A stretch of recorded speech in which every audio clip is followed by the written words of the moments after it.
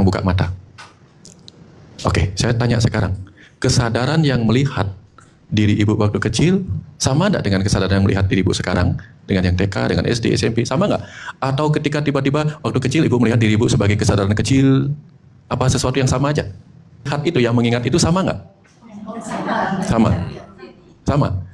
Itulah yang disebut kesadaran yang tidak pernah berubah-ubah itu. Dapat? Apa kita tiba-tiba ikut menjadi kecil ketika kita SD begini? Enggak.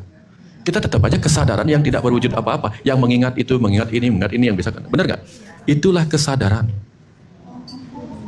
Kesadaran yang tidak berubah, yang kekal, yang tidak beridentitas, yang tidak. Tubuhnya waktu masih SD masih ada nggak? Waktu TK masih ada nggak? SMP masih ada nggak? SMA masih ada nggak? Tapi kesadaran yang melihat itu sekarang masih ada nggak?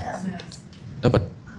Setiap saat. Kalau dalam tradisi Islam, Pak, kalau dalam tradisi Islam, yang menyaksikan semua kesadaran itu disebut musyahadah atau disebut syahadat. Penyaksi. Penyaksi. Makanya ketika di dalam nomor 1 Islam, bukan aku percaya, bukan aku beriman, aku bersaksi. Ya. Tubuh yang waktu kecil sudah mati belum? Sudah mati. Tapi kesadaran yang mengingat itu mati nggak? Nggak. Itu sama terus. Itulah yang disebut sama Kang Abu sebagai sang penyaksi itu. Sekarang setelah kita menjadi penyaksi atas semua itu, ritual itu akan jauh lebih menyenangkan. Karena kita juga menyaksikan ritual itu sebagai momen di mana kita mempunyai ruang khusus momen khusus untuk bertemu dengan kesadaran yang lebih besar gitu sih sebenarnya. Kesadaran sedang bertemu dengan kesadaran yang lebih besar gitu. Bahkan setelah 2 tahun, bahkan setelah 2 kali sebulan, kesadaran belum tercapai kan. Apalagi kalau hanya 1 kali langsung jadi, bisa nggak? Kayaknya nggak deh. Nah, hal yang sama terjadi pada kehidupan. Berkali-kali kehidupan pun nggak cukup. Apalagi cuma 1 kali kehidupan. Nggak cukup. Maka kita membutuhkan second chance. Ya. Karena apa yang kita pelajarin kemarin, nggak semua kita ingat. Dari semua yang kita ingat, nggak semua kita laksanakan. Dari semua yang sudah kita laksanakan, nggak semuanya nancep. Dari semua yang nancep, nggak sepenuhnya membangkitkan kesadaran.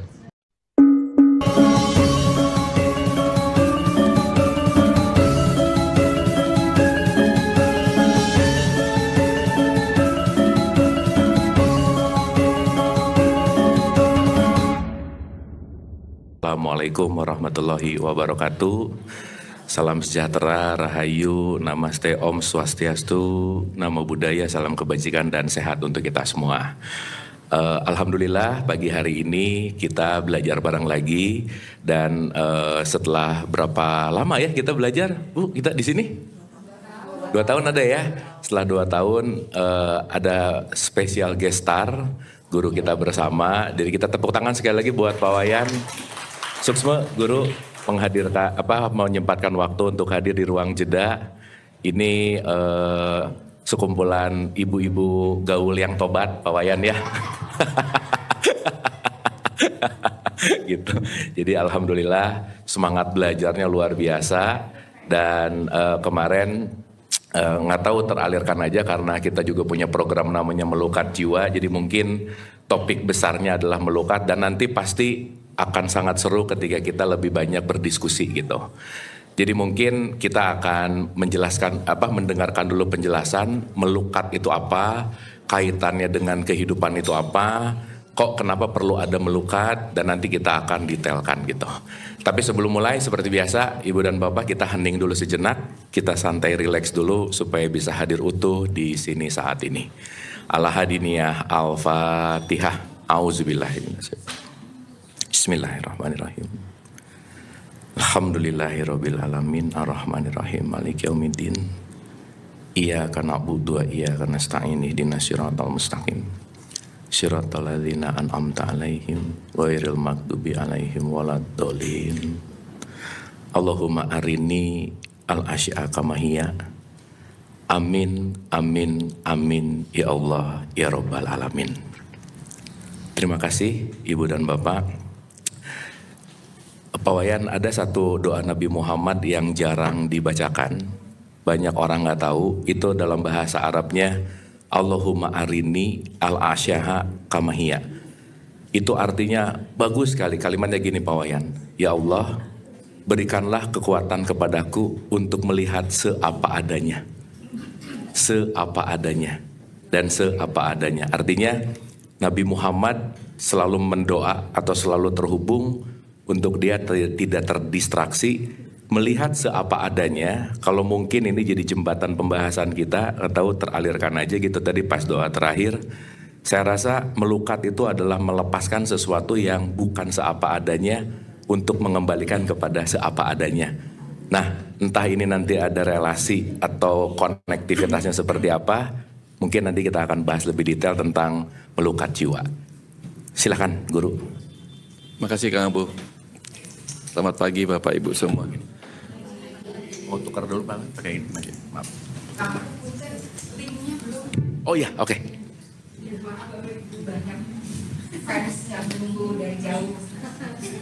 Assalamualaikum warahmatullahi wabarakatuh. Salam sejahtera, Om Swastiastu, Namo Buddhaya. Terima kasih Kang Abu, terima kasih Bapak Ibu. Saya diundang langsung ke ruang jeda. Gitu. Menariknya tuh begini, saya nggak tahu acara hari ini kan di Pondok Indah.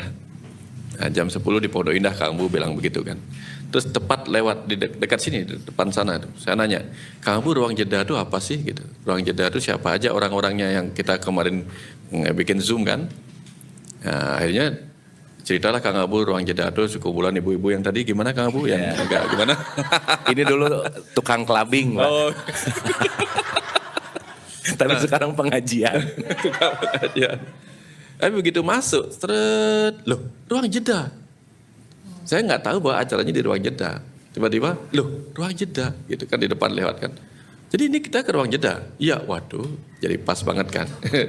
Jadi saya benar-benar hari ini surprise ternyata ada di ruang jeda. Saya baru tahu di sini tempat di mana kita bisa pertama masuk itu. Wah ini ruangannya luas ya. Saya tengok ruangannya luas. Setelah itu baru saya sadar, oh ada cermin. Dan tiba-tiba dia seperti berbicara, baru saja berbicara. Iya, kalau kamu bercermin dan melihat dirimu apa adanya, kamu akan melihat dirimu begitu luasnya. Ada sesuatu yang luas di dalam diri kita kalau kita melihat diri kita seapa adanya. Kebanyakan kita dalam beragama itu kan diajarkan di awal-awal untuk mengenal, mencari apa? Bukan mencari apa, tetapi mencari si apa. Mencari si apa gitu. Begitu kita bicara tentang si apa, si itu kata sandang ya. Si itu kata sandang. Ada sang dan si. Si itu salah satu kata sandang yang menyebabkan apa itu menyandang banyak hal kemudian. Mudah-mudahan dapat dipahami. Menyandang apa? Menyandang begitu banyak beban, begitu banyak noda-noda, rasa berdosa, apalagi ditambah oleh ajaran-ajaran yang menyebutkan kamu kalau begini dosa, kalau begini dosa, begini dosa. Banyak banget penyandang-penyandang dosa, penyandang-penyandang beban yang membuat apa tadi itu penuh dengan beban. Tapi begitu dia lihat apa adanya, bukan si apa, tapi apa, ya ini memang bagian dari dirinya. Kalau itu bagian dari dirinya, maka nggak akan ada rasa berdosa, nggak akan ada rasa ini itu, karena itulah apa adanya. Apakah kopi itu ternoda karena dia hitam? Enggak. Apakah susu itu ternoda kalau dia hitam putih? Enggak. Tapi kalau wajah orang kulit hitam ada putih-putih, disebutnya noda, disebutnya vitiligo, noda. Tapi kalau orang kulit putih ada hitam-hitamnya disebutnya apa? Melasma, macam-macam, disebutnya noda. Ya kitalah yang menyebut hitam ini noda kalau dia ada di kulit putih. Putih ini noda kalau dia ada di kulit hitam. Tapi kalau baju putih penuh dengan noda-noda hitam, disebutnya bukan noda tapi corak. Nah manusialah yang kemudian menyandang-nyandangkan, menyanding-nyandingkan sesuatu yang awalnya hanya apa, tetapi kemudian penuh dengan beban-beban itu. Sehingga akhirnya kita mulai harus belajar merasa itu bukan noda. Itulah kesempurnaan apa adanya. Apa adanya. Nah, karena kita penuh dengan pengajaran-pengajaran ini nggak baik, ini baik dan seterusnya, akhirnya kita nggak bisa lagi melihat seapa adanya. Nah, sampai sini dapat ya? Karena Kang Abu menanya seperti itu, saya dapatnya begini, alirannya begini. Nah, bicara tentang melukat sekarang. Saya mau cerita tentang udara yang ada di sini. Kita nggak bisa melihat udara di sini. Ini angkasa, ini akasa atau ruang kosong yang kecil. Di ruang kosong yang lebih besar kita sebutnya angkasa. Di ruang angkasa itu pasti ada energi.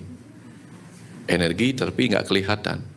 Begitu dia bergerak, menerbangkan segala sesuatu, kita menyebutnya angin. Oh, ini ada tenaga angin, begitu. Dan ketika angin yang mengandung molekul-molekul gas itu berkumpul, kita menyebutnya awan. Begitu awan putih, kita sebutnya indah. Begitu memadat, tambah beban lagi, menyandang banyak beban lagi, kita kemudian menyebutnya mendung gelap. Mulai kita nggak terima. Awan putihnya kita terima, mendung gelapnya kita tolak. Tapi begitu jadi hujan, dia kembali jernih, yang hitam itu kembali jernih. Tapi ternyata hujan pun tidak serta-merta bisa diminum. Karena walaupun tampak jernih, bisa saja dia mengandung berbagai polutan-polutan yang ada di udara. Maka kemudian dia jatuh ke bumi. Begitu jatuh ke bumi, setelah melewati kekotoran udara, dia jatuh ke bumi. Mungkin dia berkumpul di danau. Sebagian mungkin mengalir ke tengah samudra melalui sungai-sungai. Sebagian masuk ke bawah tanah dan disaring pelan-pelan. Begitu disaring pelan-pelan oleh bumi, sampailah kemudian dia di bawah tanah dan dia keluar menjadi air yang jernih, siap minum. Kita menyebutnya air yang siap minum karena sudah melewati saringan-saringan di bumi. Yang tadinya di atas dia kotor. Sebelum turun ke bumi dia mungkin kena polutan-polutan. Jadi bumilah yang tepat dia menyaring. Saya mau cerita tentang apa? Tentang kecerdasan yang ada di ruang angkasa, ruang kosong, yang seapa adanya, tidak menyandang apapun. Tapi kemudian begitu dia mulai memadat, muncullah dia hitam, putih. Disebutlah dia material roh gitu misalnya, wujud-wujud energi roh dan sebagainya. Tapi begitu dia turun ke sini, ke bumi, ternyata dia menyandang banyak perjalanan juga. Menyebabkan dia ternoda oleh karma-karma sebelumnya. Jadi roh itu ternyata yang kita sebut jernih awalnya, nggak benar-benar jernih. Dia menyandang noda-noda karma dari masa lalunya. Maka ketika dia turun ke bumi, sebagian tetap saja turun ke bumi, ngumpul di danau, ngumpul di sebuah komunitas, mengalir ke samudera kehidupan, tetap dengan kotorannya. Sebagian lainnya benar-benar menyelam di bumi, tapi bumi kemudian membuat dia tersaring menjadi murni. Dan begitu terangkat dia menjadi jernih. Nah, jadi sebagian roh-roh itu ada dalam kehidupan manusia, kehidupan makhluk-makhluk lain, tetap dalam kekeruhannya. Keruh tambah keruh oleh apa yang dia ikutin selama perjalanan di sungai-sungai yang mengalir ini. Kita kan mengalir dalam suka duka, mengalir dalam sungai suka duka kehidupan. Sebagian terkotori oleh emosi ini, emosi itu. Nah, sebagian lagi benar-benar masuk ke sini dan benar-benar menyelam untuk menyucikan dirinya sendiri melalui apa? Melalui izinnya kepada bumi untuk membuat apapun harus saya lintasi. Kalau saya harus melintasi pasir, saya lewatin. Kalau saya harus melintasi batu, saya lewatin. Kalaupun harus melewati lumpur, saya lewatin. Dia nggak menolak. Dia terus ke bawah, semakin ke dalam, dan akhirnya muncul menjadi aliran sungai bawah tanah yang sangat jernih. Siap untuk diminum ketika dia keluar. Mudah-mudahan analogi ini dapat, karena saya baru dapat sekarang. Jadi sebagian dari kita mengizinkan diri kita menyelam dalam kehidupan bumi dan menerima ikhlas apa adanya, apapun yang datang. Mau dilewati, harus melewati lumpur kita lewati, melewati batu yang keras kita lewati. Nah, itulah kepasrahan mendalam Islam. Tuh. Kepasrahan mendalam yang mengizinkan tarikan bumi ini bukan sebagai bencana atau berkah, tetapi hanya mengizinkannya sebagai ruang-ruang peleburan beban-beban, sandangan-sandangan yang itu, sehingga dia kembali murni. Nah, pertanyaannya, apakah kita suka seperti itu? Masuk ke lumpur kita tolak, benar nggak? Dapat hidup yang keras sedikit kita melawan, tidak mau mengalir, padahal itu adalah saringan-saringan yang membuat kita semakin murni. Nah, itu sebabnya orang-orang yang nantinya akan muncul sebagai pribadi-pribadi yang suci, murni. Kalau kita tengok perjalanan mereka, pasti melewati kerasnya kehidupan, berkubang dalam lumpur, benar nggak? Kadang disaring oleh segala macam. Nah, harus melewati akar-akar pohon dan seterusnya. Nah, belajar dari situ kita bisa melihat, oh, ternyata air itu bukan hanya meruat kita, bukan air saja, tapi juga memberi pelajaran kepada kita tentang apa itu melukat. Itu mengizinkan diri kita seperti air yang harus mau menerima apapun yang dilewati sampai kita tiba di kedalaman yang jernih di sini. Kita lewatin sampai semua yang datang dari luar itu, ya, yang tadi datang dari luar juga bukan. Anggaplah tubuh kita bumi, benar nggak? Tubuh kita bumi. Air yang saya maksud tadi juga apa? Air yang keluar dari air mata. Air yang keluar dari mata apa itu artinya? Apa yang kita lihat. Mungkin ada yang penuh noda. Dia masuklah ke dalam tubuh kita melalui mata. Terserap di sini, kadang terserap ditahan oleh emosi kita. Kok dia begitu sih? Kok dia begini sih? Menjadi kemarahan. Tapi biarkan dia masuk sampai ke dalam dia menemukan. Barulah kita bisa melihat itu jernih apa adanya. Tapi selama masih tertahan di sini dia menjadi lumpur. Benar Pak. Lumpur. Kebayang maksudnya? Izinkan dia terus masuk, tersaring oleh apapun yang ada di sini. Itulah yang disebut dengan mengamati aja, diamin aja. Kadang di sini ada lapisan keras yang aku nggak seneng deh pokoknya melihat orang kayak gitu, bla bla bla. Langsung macam. Stuck gitu pokoknya. Stuck di sini. Tapi diam, jeda, biarin aja mas. Biarlah yang kotor-kotor di luar. Nanti terus dia masuk. Ternyata selama ini aku salah melihatnya. Itu yang kita lihat. Itu air mata. Lalu ada air yang keluar dari mulut berupa ucapan. Ucapan orang itu kan masuk ke sini, langsung stuck lagi di sini. Mulai jengkel kita. Jengkel dengan suaranya, tapi biarin aja masuk. Nanti setelah jauh di dalam, dia akan dimurnikan sendiri oleh hati nurani kita. Apa yang di luar tampak gelap, begitu masuk, kita izinkan masuk, menembus hati nurani kita.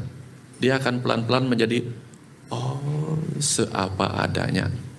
Tapi begitu kita biarkan hanya sampai di telinga, kata-kata orang itu menjadi apa? Seabrek adanya. Bukan seapa adanya, seabrek adanya gitu. Oh ada begininya, ada begitunya, ada kurang ajarnya.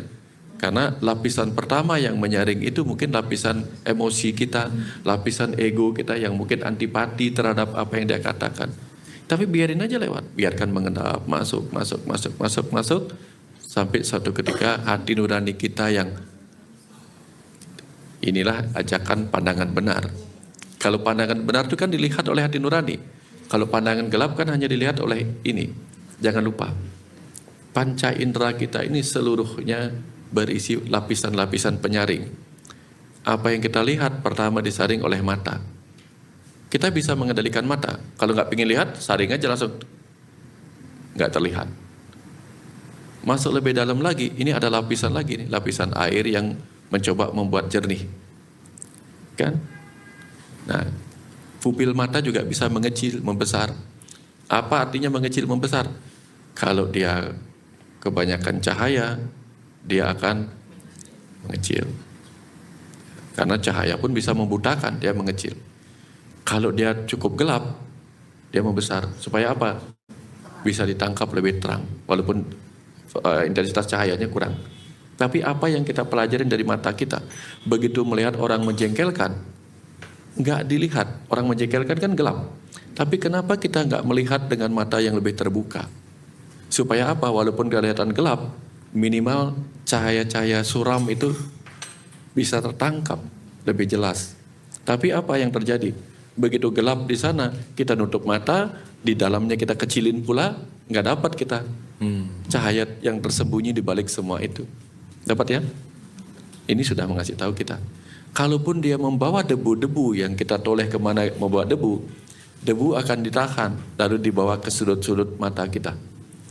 Udahlah, buang aja di sudut-sudut sempit nggak berguna itu. Diajarkan oleh mata kita. Dia punya penyaringan.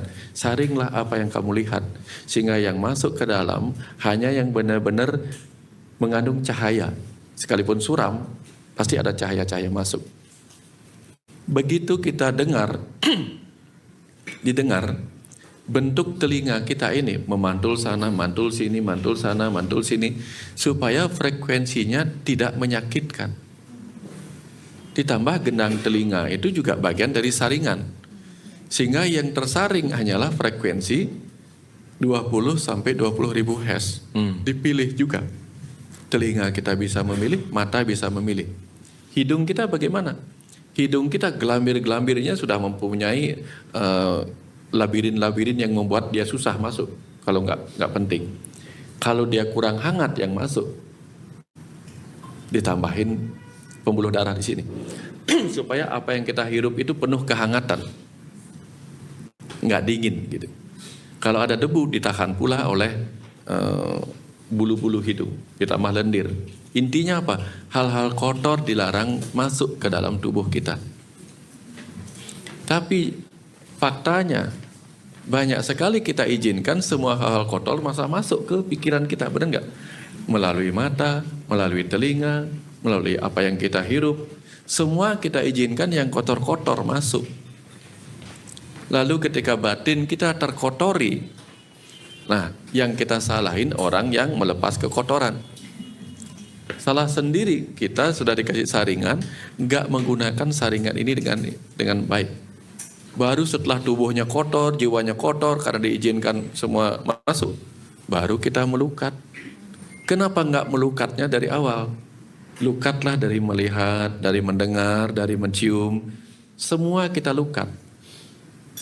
Dari menyentuh gitu. Nah, sayangnya setelah masuk benar-benar baru kita cari air lagi, melukat lagi dengan doa segala macam. Ya, ini sama dengan apa? Sama dengan mengizinkan orang buang sampah ke rumah kita, lalu kita sibuk bersih-bersih sesudah itu. Kenapa nggak di depan aja? Sandal dilarang naik gitu misalnya kan? Ini nggak boleh masuk. Ada selektor-selektornya lah gitu. Nah, masuk lebih dalam lagi. Hal-hal yang menyakitkan diseleksi lagi oleh ego kita. Begitu dia lolos, apa yang kita lihat, apa yang kita dengar mulai menyakitkan, itu sebenarnya bukan harus direspon, tapi itu mengingatkan kepada kita, kata-katanya menyakitkan, jangan dimasukkan. Harusnya begitu. Tapi begitu alarm kita mengatakan, itu kata-katanya menyakitkan, respon kita apa? Memendamnya ke dalam. Apa yang kita lihat, itu perilakunya menyakitkan, kita pendamlah ke dalam. Padahal kalau itu perilakunya menyakitkan, udah abaikan saja. Harusnya kan begitu. Karena dia sudah dapat bunyi alarm, gitu, alarm rasa sakit kita sudah muncul. Artinya nggak usah direspon. Itu nggak penting buat kita. Nah, ibu mau nggak begini, bapak ibu? Hidung kita merespon nih. Kok saya baru tengok ke sana, ini di kamar saya ada aroma busuk ya. Ternyata di pojokan ada aroma busuk. Oh, saya ke sana aja deh menikmati aroma busuk. Mau nggak begitu? Nggak mau kan kita? Oh, di sana ada yang kotor. Udahlah, saya ke sana aja di tempat yang kotor. Mau nggak? Kan nggak mau kita. Tapi faktanya apa yang terjadi? Begitu kita mendapatkan respon, dia mengeluarkan 10 kata yang kotor dari 1000 kata yang dia ucapkan. Kita fokus kepada kata-kata yang kotornya. Benar nggak? Jadi apa yang penting yang dia omongin kita abaikan. Kita melihat banyak hal pada diri orang itu, ini orangnya baik. Satu kali dia berbuat buruk, yang satu kali itu yang kita fokuskan. Ini mirip seperti kita ke rumah orang tadi, fokus di tempat yang kotor, fokus membawa yang kotor. Ibu mau kemana ke rumah saya? Saya dengar-dengar di sini kamar mandinya nggak enak baunya. Boleh saya masuk kamar mandi? Saya mau bertapa di sana. Mau nggak? Nggak mau kita. Tapi ketemu orang, menciumi aroma kata-katanya orang yang buruk, kita malah fokusnya di situ. Setelah semua kekotorannya dalam diri kita melekat, lalu kita melukat. Kebayang nggak? Kita yang membuat hal-hal kotornya melekat, kita juga yang repot melukat. Melukat itu meruat, membersihkan diri. Ya. Kebayang enggak maksudnya? Jadi dalam hidup ini kemurnian itu adalah seapa adanya. Seapa adanya itulah kemurnian. Karena apa? Semua ini diciptakan bukan untuk dinilai baik buruk. Ya, mungkin itu bisa berbahaya bagi kita. Tapi kenapa itu berbahaya bagi kita? Karena kita nggak mengenali aja. Singa berbahaya apa enggak? Berbahaya apa enggak? Tapi ada pawang singa yang baik-baik aja sama singa. Benar nggak? Ular berbahaya apa enggak? Tapi ada orang baik-baik aja sama ular. Jadi apa yang kita sebut berbahaya, mungkin sebenarnya nggak berbahaya, tergantung respon kita. Ya. Menyelam di samudra berbahaya apa enggak? Berbahaya bagi kita yang nggak bisa berenang, tapi bagi yang bisa berenang menyenangkan. Ombak besar bergulung-gulung besar itu, mengerikan apa enggak? Mengerikan, tapi bagi peselancar itu kenikmatan. Jadi dalam hidup ini apa-apa itu memang apa adanya. Cuman kita yang menilai karena ketidakmampuan kita. Gitu. Ketidakmampuan kita untuk mengolah hal-hal itu menjadi bermanfaat. Ketika kita menyebutnya tidak bermanfaat bagi kita, lalu kita membuat hal itu menjadi sesuatu yang kita tolak. Dari kita tolak muncullah emosi, merasa dikotori dan seterusnya lah gitu. Bapak Ibu suka mendengar keluhan enggak? Suka mendengarkan keluhan enggak? Mau enggak tiap hari nerima keluhan-keluhan orang? Ya, mau. Kalau ini udah terlatih Pak Wayan. Oh, belum. Tapi kalau dokter nerima keluhan seneng enggak? Dokter nerima keluhan seneng enggak? Seneng. Semakin banyak dia dapatkan keluhan, semakin mudah dia mendiagnosa penyakit. Keluhannya apalagi sudah segitu aja, sudah. Bila perlu ditambahin lagi ke alo anamnesa namanya. Nanya lagi, selain yang dia sebutkan ada keluhan lain nggak? Nanya lagi nih. Setelah itu apa? Dia dibayar karena menerima keluhan. Nah itu sebabnya di Bali, di mana-mana dalam agama itu, Tuhan itu dipuja. Kenapa? Karena Tuhan paling siap menerima semua keluhan orang. Ya enggak? Tuhan itu paling siap. Manusia udah dikasih gini, kasih gitu, mengeluh aja gitu.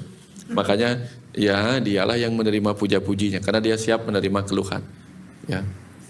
Nah jadi meruat itu seperti itu. Di awal-awal kita cerita Kang Abu. Mudah-mudahan dapat dipahami ya. Saya suka pakai analogi. Kenapa saya dari dulu kalau ngobrol begini-gini dialirkannya analogi. Karena orang dewasa tidak butuh disuapin. Orang dewasa butuh dibangkitkan cara berpikirnya. Kalau dikasih ilmu begitu. Ya, makanya orang-orang yang suka togel aja dikasihnya mimpi Mbah Bejo supaya dia mengolah ini arti mimpi apa gitu. Terus kita belajar spiritual yang mendalam, maunya dikasih suapin kan nggak nyambung. Lebih baik dikasih sesuatu yang membuat mikir supaya O-nya dapat sendiri, bukan karena dikasih tahu. Kalau O yang dapatnya sendiri, dia melekat jauh lebih lama. Kira-kira seperti itu Kang Abu pembukaannya. Oke, kita tepuk tangan lu dong, keren banget Pak Wayan, terima kasih. Silakan Pak Wayan, minum dulu. Ini teh, ada kopi, air putih. Tadi saya dapat dalam banget Pak Wayan bahwa segala sesuatu yang keluar itu kalau langsung ditolak oleh emosi, pikiran, itu nggak masuk ke dalam hati nurani. Padahal ketika membiarkan itu masuk, hati nurani nanti akan membersihkan gitu. Nah, kalau dalam tradisi Islam Pak Wayan, kita tuh sholat 5 kali sehari. Dan setiap sholat itu pasti ada wudhu Pak Wayan. Ya. Membersihkan pendengaran, membersihkan penglihatan, pikiran. Itu kan sebetulnya kalau di Bali juga kan kaitannya juga ketemu air ya. Jadi kalau di Islam tuh ada wudhu 5 kali juga saya rasa ada korelasi antara iya ya, tadi saya baru ngeh banget gitu. Begitu dengar sesuatu, begitu stuck di sini, ditolak, belum nyampe ke pemurnian, ya akhirnya jadi masalah gitu. Dan saya memahami bahwa ternyata berserah itu adalah membiarkan semua itu masuk. Kalau pakai bahasa Rumi, biarkanlah luka itu masuk sampai melukaimu, karena saat luka itu terjadi kamu akan mendapatkan pencerahan gitu Pak Wayan. Nah, yang menarik Pak, kenapa justru kita ini punya hati nurani, tapi begitu ada sesuatu yang masuk, susah banget masuk, Dan filter-filter ini tuh betapa kuatnya gitu. Itu satu, kenapa. Yang kedua, terus gimana kalau kita bicara praktikalnya, supaya sesuatu yang masuk tuh memang dibiarin aja.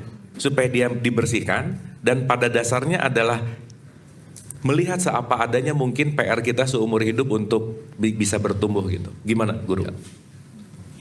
Di dalam masa kelahiran bayi itu Kang Abu, di dalam rahim dia dibungkus oleh apa yang disebut sebagai selaput amnion, dibungkus yang melindunginya. Begitu dia keluar dari tubuh rahim ibunya, dia melepaskan pembungkus itu Kang Abu. Sehingga dengan dilepaskan pembungkus lapisan selaput amnion namanya, selaput ketuban itu, si bayi keluar apa adanya, bersih, tubuhnya bersih.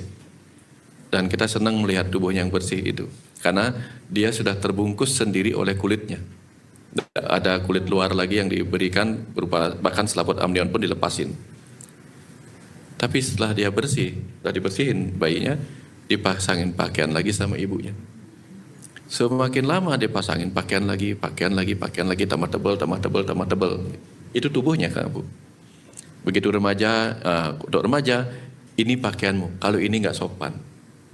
Kalau kecil kan kita dulu pakainya apa, gurita. Nah, kalau udah remaja sudah pakai gurita mau nggak? Nggak boleh. Kanak-kanak sedikit pakaiannya begini. Begitu remaja nggak boleh pakaian ala kanak-kanak. Ini yang tepat. Semakin lama pakaian-pakaian kita semakin diubah, mungkin lebih tebal untuk menutupi apa yang dulu kita terima apa adanya, yaitu tubuh bayi. Kemudian semakin dewasa kita sebut tubuh yang memalukan kalau terbuka. Maka tutup. Itu tubuh. Yang berikutnya, pikiran bayi itu begitu keluar dia nanya apa adanya. Ini apa, itu apa, itu apa. Wah, ini apa, itu apa. Wah, lama-lama semakin remaja ditutup. Itu nggak boleh tanya. Ini nggak boleh tanya. Itu nggak boleh tanya. Ini nggak boleh tanya. Betul. Akhirnya apa? Doktrin menutupi. Ini nggak sopan, itu buruk. Ini nggak boleh, itu nggak boleh. Tambah tebal lah pakaian di pikiran kita. Emosi nggak boleh nangis, nggak boleh begini, banyak banget nggak bolehnya. Itu kan bungkus baru yang semakin lama kemudian menjadi selaput pembungkus semakin tebal, yang bahkan kemudian menutupi tubuh lain, di mana ada pancaran cahaya di situ yang kita sebut hati nurani. Karena doktrin tadi, setelah terbungkusnya banyak, lalu diajarkan jangan tertutup, jangan kafir, jangan tertutup. Tapi dari kecil sudah ditutup, benar nggak? Tuh. Nah jadi kenapa hati nurani kita tertutup? Karena kita sendiri yang dari kecil nutupnya. Dari tubuhnya ditutup, dari pikirannya ditutup, jiwanya pun ditutup dengan bukan kesadaran yang universal. Nah, begitu bayi datang, dia punya nama enggak? Dia hanya bayi disebutnya bayi manusia, universal. Dilekatkan, betul. Begitu dikasih nama, ini bayiku. Udah diberi nama, udah menjadi bagian dari kepemilikan. Sama, hati nurani itu dulu begitu lahir universal. Tapi begitu dapat doktrin, pembungkus, identitas, lalu kita disuruh belajar menerima apa adanya. Setelah kita sendiri memberi bungkusan yang menutupnya semakin lama semakin tebal. Nah, jadi di daerah-daerah, di komunitas-komunitas yang sejak kecil diizinkan untuk terbuka, nggak akan sulit untuk mengajaknya terbuka.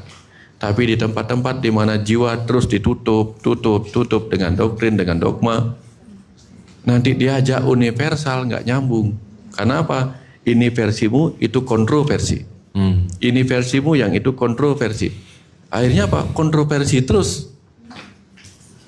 Akhirnya semua versi lain di luar dirinya salah.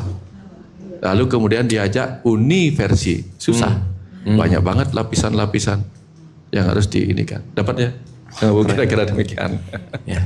Keren Pak Wayan. Gitu, terima kasih. Nah, sekarang kita kasaran kata ya Pak Wayan. Saat kita datang tuh kita belum tahu warna, belum tahu identitas, belum tahu konsep, dan kita ini sekarang semakin kita hidup dengan panca indera yang nyala, pendengaran, penglihatan semua dalam tanda petik kita sangat jauh dengan realitas gitu Pak Wayan. Pertanyaannya, laku apa sih Pak supaya kita pada akhirnya kembali? Saya jadi ngerti kalau dalam bahasa Ramadan itu Pak, itu ada kalimat Idul Fitri. Idul Fitri itu bukan menuju fitrah, tapi kembali ke fitrah gitu. Kembali itu artinya adalah, wah keren sih tadi Pak Wayan bilang, kita lahir secara universal dan kita mulai jadi eksklusif, disuruh kembali lagi jadi universal kan gitu intinya. Nah, pertanyaannya perjalanan kita kembali itu first stepnya P3K-nya gitu Pak Wayan. Apa sih untuk kita bisa kembali ke universal ini kira-kira yang perlu kita latih harian, yang perlu kita lakukan supaya kalau dalam bahasa Islam itu adalah kembali ke fitrah itu sendiri gitu. Gimana Bro? Ya. Kalau diajak kembali ke fitrah berarti asalnya fitrah. Tuh, Ketika asalnya adalah suci, berarti bungkus-bungkus itu yang membuat dia nggak suci. nggak suci. Tuh. Bungkus paling luar yang menyebabkan dia tidak lagi fitrah suci adalah apa? Bungkus lapisan anamaya kosa, lapisan makanan. Sehingga udahlah, kamu jangan tambahin dulu lapisan makananmu. Puasalah di bulan ini dulu. Oke. Minimal di pertama berlatih untuk apa? Melepas lapisan-lapisan pembentuk tubuh, ya, pembungkus jiwa yang dibentuk oleh makanan. Maka kalau kamu lepaskan ini, kamu akan semakin upawasa, semakin mendekat dengan dirimu yang murni di dalam lepas ini. Tapi harus dilanjutin. Sekarang apa? Berlatihlah untuk melepas lapisan-lapisan energi yang dulu biasa kamu pakaikan energimu untuk marah-marah, untuk cemas, untuk ketakutan. Lepaskan itu, lepaskan. Oke. Lalu apa? Lapisan perasaan dan pikiranmu yang mungkin terlalu rasional, yang mungkin membuatmu malah nggak ketemu dengan sesuatu yang sifatnya rasa. Lapisan pemikiran yang rasional lepasin, tapi jangan lepasin total. Titik tengah. Lapisan rasa juga simpan, karena itu juga datang dari pikiran. Lapisan mental. Lapisan pengetahuan yang tadinya membuat kamu ini versiku, itu kontroversi dan sebagainya, yang membuat kita jauh dari universalitas, juga lepasin yang versi-versi ini. Terbukalah untuk mendapatkan pengetahuan-pengetahuan lain. Oke. Lalu kebahagiaan, lapisan kebahagiaan. Jangan hanya bahagianya kalau makan enak. Kalau nggak makan enak bagaimana? Jangan bahagianya karena dapat makan. Kalau nggak dapat makan bagaimana? Nelayan yang tenang adalah nelayan yang berani menghadapi badai. Badai di lautan. Nah, itu yang pertama. Sudut lainnya, orang menjadi tenang dan bahagia ketika serotoninnya meningkat dalam tubuhnya. Tapi 90% serotonin dihasilkan oleh pencernaan di usus kita. Nah makanya orang gampang gelisah, gampang marah-marah kalau perutnya nggak terisi. Gejolaknya besar. Itu mirip seperti samudra yang bergolak. Nah kalau dalam kondisi tidak dapat makan, jadi 90% terjadi badai kekurangan serotonin, dia bisa tetap tenang, dia mirip seperti nelayan yang bisa tenang di gejolak samudra. Nah, latihan puasa itu latihan untuk berada di kondisi di mana serotonin kita yang 90% tidak terbentuk karena kita berhasil menahan lapar itu. Sehingga kita gunakanlah ketenangan pikiran kita untuk memproduksi 10%-nya. Jadi kalau orang sudah terbiasa bahagia dan tenang walaupun lapar, nah itu kalau berisi makanan, bahagia, tenang, penuh syukur. Ya. Nah, jadi jangan lupa di bulan puasa yang ramai dijual itu kurma untuk mengingatkan kita syukur dan nerima. Gitu. Benar. Ya. Tapi kalau kurmanya nggak diimport, cuma datang dari desa, di sana hanya ada talas, terima juga. Karena apa? Talas itu tabah dan ikhlas. Nah jadi itu kita pakai untuk melepas lapisan-lapisan itu. Nah, kebanyakan yang di level pertama pun apa? Oke, puasa 12 jam. Setelah itu bungkusnya tambah tebal lagi. Itu yang kejadian sih Pak Wayan. Kejadian. Nah, jadi kalau dijalani dengan benar itu akan kembali fitri. Kembali fitri. Karena lapisan 1 dilepasin, lapisan 2 dilepasin, lapisan 3 dilepasin, kayak gitu kan.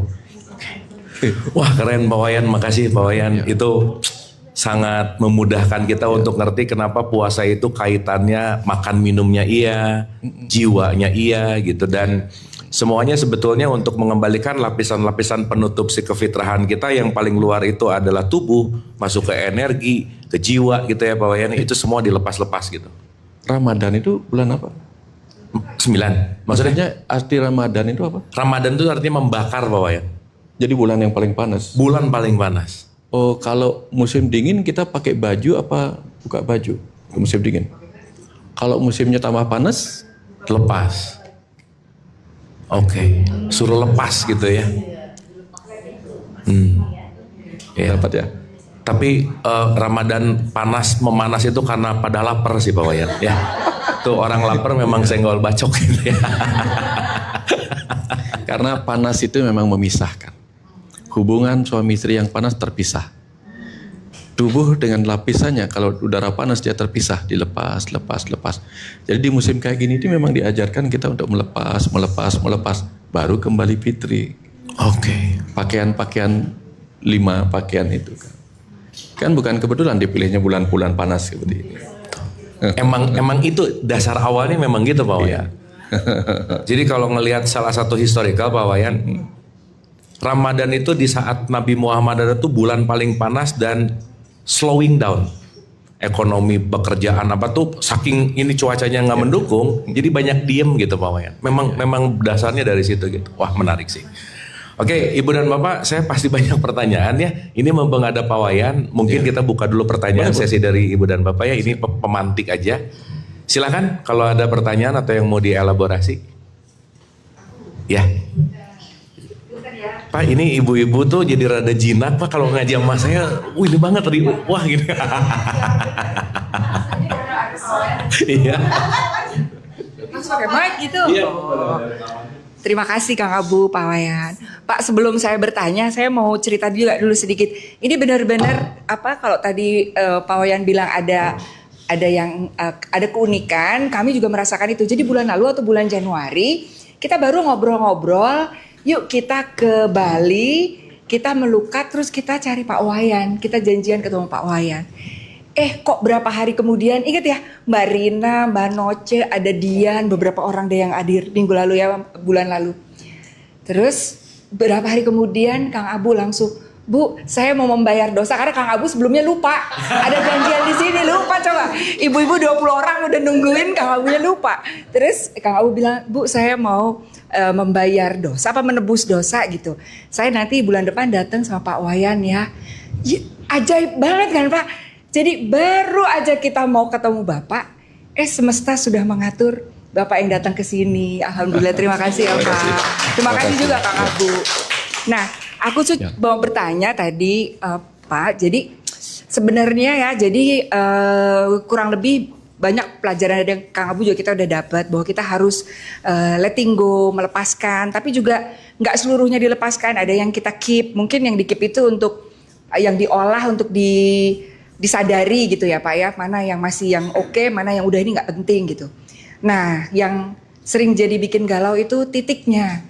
Mana ya ini yang masih oke, mana yang ini udah nggak penting banget gitu. Tapi kan kadang-kadang juga ini tanggung jawab harus dijalanin, diselesaikan gitu.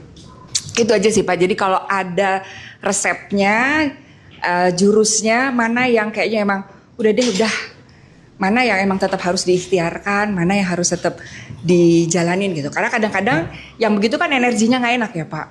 Pinginnya tuh pinginnya sih kalau bisa udah lepas aja gitu semua. Nah itu aja Pak. Terima kasih. Terima kasih ya. Kita tepuk tangan dong, pertanyaannya keren banget. Ada lagi? Pak, mangga. Bentar. Ya, Assalamualaikum, terima kasih Kang Abu, terima kasih Pak Wayan. Jadi tadi sharingnya bagus banget Pak. Tapi sepertinya saya tuh pengen tahu ya, tadi kan kita kan apa adanya gitu ya, segala sesuatu tuh dibiarkan mengalir gitu ya. Mengalir tuh masuk ke dalam. Sampai kapan sih kita tahu titiknya itu bahwa ternyata ini adalah respon dari hati nurani gitu kan. Nah itu yang kan respon itu misalnya responnya apa selalu yang sifatnya menerima itu adalah respon hati nurani. Apa yang sifatnya melawan itu juga respon hati nurani gitu kan. Nah itu yang kadang-kadang terima aja dulu gitu kan. Mungkin kita endapkan sehari, 2 hari, 3 hari misalnya kan, biar masuk ke dalam gitu kan. Tapi ukuran respon yang seperti apa sih yang benar-benar kata hati nurani? Mungkin itu Kang Abu, Pak Wayan. Boleh tepuk tangan juga, keren pertanyaannya. Dua dulu ya, Ibu dan Bapak, ini bakal dalam nih. Jadi kira-kira Pak Wayan, kapan waktu yang tepat balik kanan intinya sih gitu Pak Wayan ya. Mentop, balik kanan, lanjut, tetap diperjuangkan atau udahan.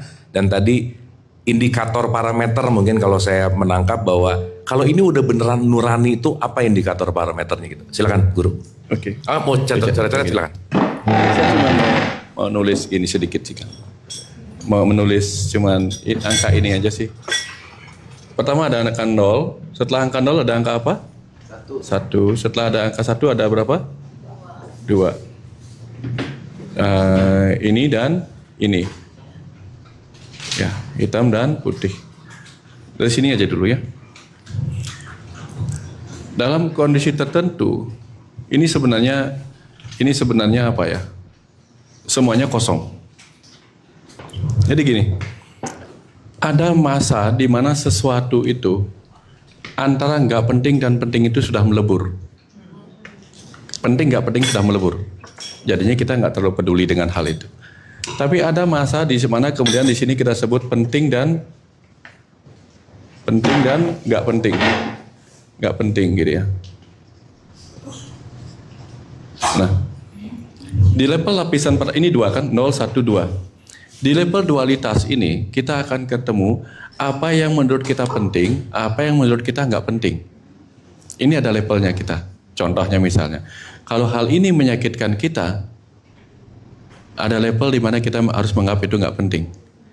Disinilah muncul fight or flight. Ini udah kita hindari aja dah. Ada levelnya kita di sana. It's okay, nggak apa-apa. Jadi kalau misalnya, oh saya bukan seorang pengolah misalnya. Karena kita bukan pengolah. Kalau di rumah ada kotoran, kita olah nggak? Nggak, karena kita bukan pengolah. Yang kita lakukan apa? Kita pisahkan. Ini penting, ini nggak penting. Yang nggak penting kita sembunyiin di septic tank misalnya, atau di gudang yang kotor, tempat kotoran, tempat sampah misalnya. Karena ini penting, ini nggak penting. Yang nggak penting kita kumpulin, yang penting kita pakai. Karena kita baru bisa mengolah yang penting. Dapat ya? Tapi ada kalanya orang itu sudah masuk ke level apa? Yang bagus dia bisa olah, yang nggak bagus pun bisa dia olah. Nah, dua-duanya menjadi penting. Ya. Dua-duanya ini menjadi penting di satu. Ini penting, ini penting. Tapi setelah dia sudah lewat dari itu, 0. Ini penting nggak penting sih? Gitu. Kebayang maksudnya? Penting nggak penting, nggak terlalu dia ributin. Apapun adanya, inilah seapa adanya di sini. Dapat sampai sini ya? Nah sekarang, apa ciri-ciri kalau kita masih di level ini penting nggak penting? Kalau kita nggak nyaman terhadap sesuatu, aku kok kayaknya gak seneng ya dengar orang ngeluh banget kayak gini. Udah, berarti keluhan dia gak penting bagi kita. Udah kita hindarin aja daripada itu mendistrak kita, membuat kita gelisah sementara itu. Tapi kita harus bertumbuh ini. Bertumbuh untuk menganggap dua-duanya harus bisa saya olah. Oke. Nah, ini contohnya karena baru menerbitkan buku Mahabharata. Saya tanya nih. Jujur apa adanya, jelasin apa, ucapin apa adanya tanpa pemikiran apapun, yang apa adanya. Oke. Kalau disuruh memilih berpihak, memilih sama Pandawa apa Korawa? Pandawa. Oke, itu apa adanya kan? Karena Pandawa baik dan sebagainya. Jadi Pandawa itu penting, Korawa nggak penting. Semua perilaku Korawa kita anggap nggak penting, benar nggak? Jadi kita oke lah, aku hanya berfokus kepada teladanku adalah Pandawa. Pandawa, Pandu. Dialah akan kujadikan Pandu yang terang-terang, yang gelap-gelap, no way. Kan? Karena nggak penting bagi kita.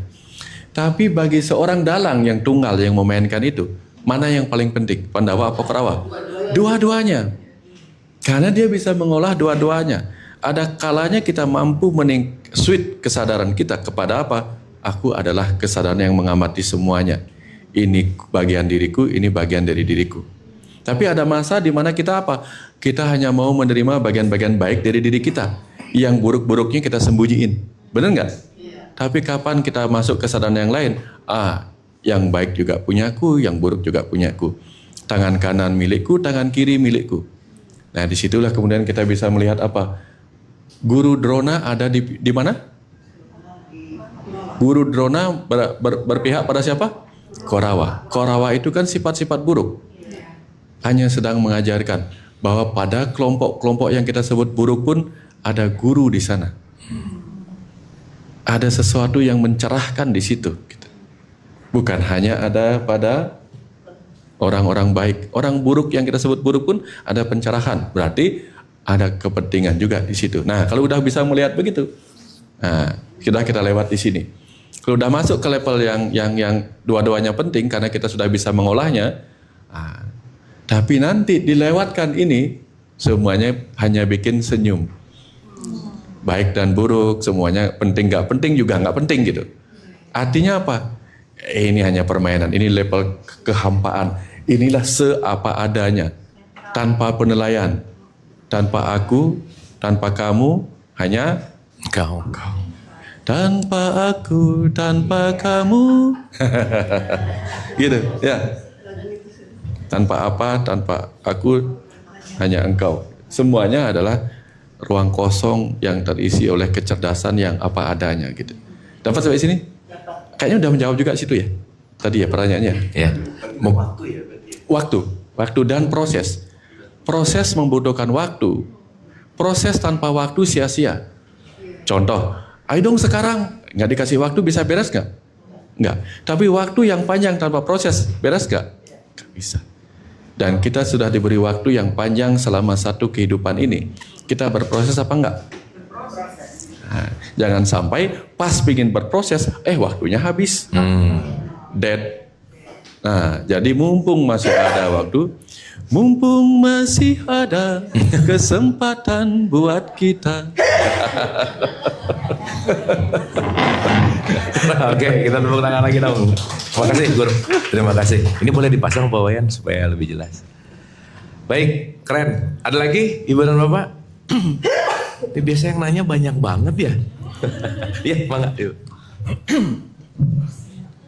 Terima kasih Pak Abu dan Pak Wayan. Ini berkaitan dengan melepaskan tadi. Kebetulan anak saya tuh psikolog, jadi secara ilmu psikologi katanya kalau yang tadi nggak penting kita simpen di gudang atau kita sembunyikan, itu sebenarnya badan kita masih mendengarnya bahkan dari rambut sampai ke ujung jempol. Makanya waktu itu saya ngobrol-ngobrol dengan Mbak Fia, tertarik dengan melukat di Bali karena ada sebuah ritual yang bisa tadi mengosongkan garasi tadi, gudang tadi, sehingga melepasnya bisa lebih leluasa gitu. Boleh diceritakan sedikit melepas yang melukat itu, yang mengosongkan garasi itu? Ritual melukat maksudnya? Ritual melukat nih gitu, melepaskannya gitu. Kayak bagaimana ritual melukat, melepaskan itu semua. Oke. Oke. Tadi ada lagi dua satu ini dua supaya seru. Cukup ini? Oh iya, Ibu silakan. Mau nanya, ada nggak orang yang memang sampai tua itu levelnya ya masih di level 2 aja? Karena kan tadi Bapak bilang kan itu perlu waktu untuk mempelajari untuk dari yang level 2 ke 1 gitu kan.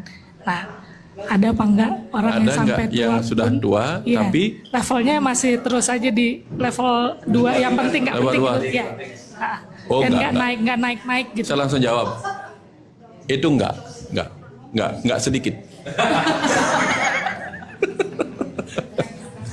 Oke, ini menarik nih Pak Wayan. Satu, mungkin detail dari proses melukat. Ya. Yang kedua, ada nggak sih yang sampai tua level kesadarannya mungkin nggak naik-naik ke level yang gitulah kira-kira Pak Wayan. Ya. Silakan. Ya, jadi yang pertama melukat. Dalam konteks ajaran, dalam konteks sastra, ada 3 hal yang diruat, yaitu tubuh, pikiran, dan jiwa. Tubuh dibersihkan dengan air suci. Pikiran dibersihkan dengan pengetahuan suci. Jiwa dibersihkan dengan perilaku suci. Seperti itu. Nah, karena ketika kita sudah berperilaku, berarti sudah mengendap ke seluruh kesucian itu. Mengendap itulah yang menyebabkan jiwa akan menjadi berkarakter suci. Ya, kalau hanya dimandikan itu kulit luar aja. Ya, buktinya kita udah mandi berkali-kali, wudu berkali-kali, melukat berkali-kali. Tapi saya ketemu banyak orang yang sudah melukat berkali-kali tapi nggak beres-beres juga. Karena baru di level luar. Ya. Tapi kalau dia mengikuti, jangan sampai aku membersihkan tubuhku tapi di dalamnya nggak beres. Sama dengan begini. Ada orang berpikir dengan berpakaian suci maka aku disebut orang suci. Iya.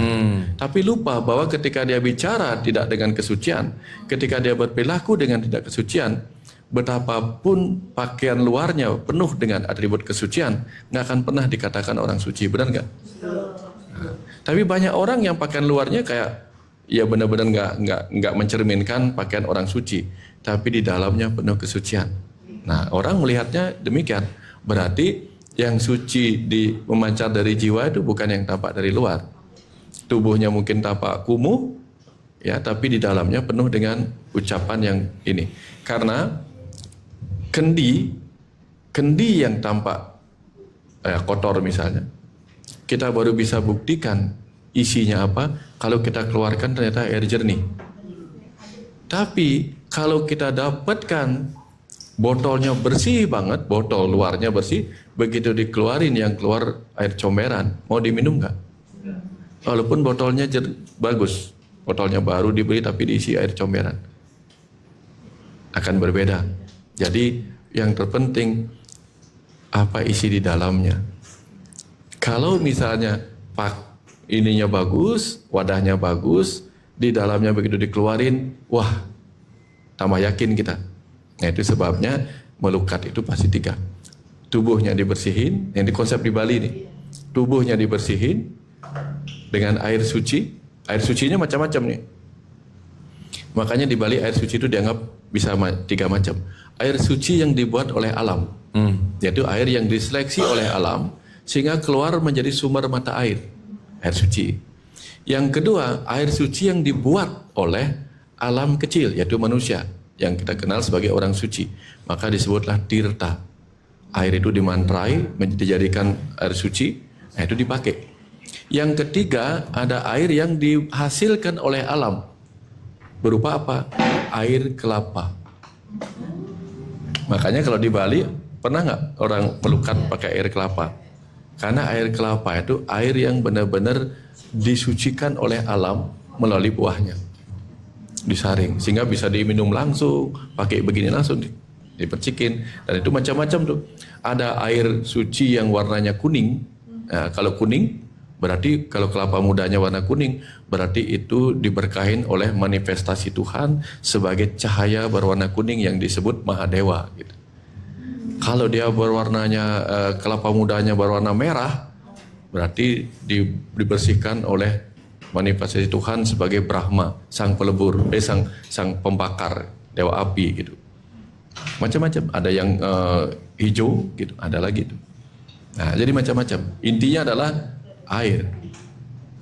Itu untuk tubuh, untuk energi. Tubuh dan energi kan jadi satu kesatuan kan. Nah, tetap juga fungsi pengetahuan suci adalah mencerahkan. Nah, sama dengan di Islam. Tubuhnya dibersihkan dengan wudu. Misalnya kita lihat hari Jumat nih, setelah wudhu diberikanlah pencerahan dengan apa biasanya? Ceramah. Setelah ceramah, perilaku suci berupa sembahyang, sholat. Nggak tahu keluarnya bagaimana. Tapi pas ceramah tidur sih Pak. Tidur. Iya. Nah, air laut, samudra itu dianggap melebur semua hal. Dari semua air yang datang, bermacam-macam nih air yang datang. Air sungai ini berbagai warna yang datang. Ada yang sungainya keruh, sungainya jernih. Tapi masuk ke air samudra, semua dilebur. Maka samudra itu dianggap sebagai tempat peleburan.